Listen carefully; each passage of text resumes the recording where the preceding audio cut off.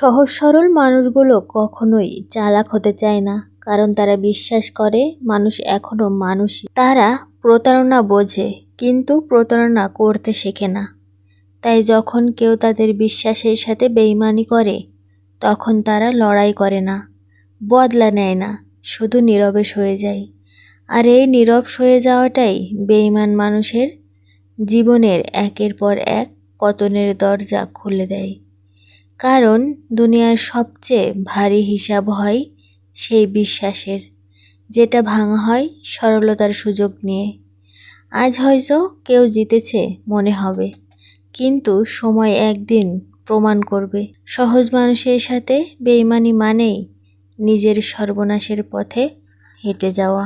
সহজ সরল মানুষ হয়তো তাদের সাথে করা প্রতারণা বুঝতে পারে না, তবে সৃষ্টিকর্তা একদিন এর উত্তর সুদ সমেত ফেরত দেয়।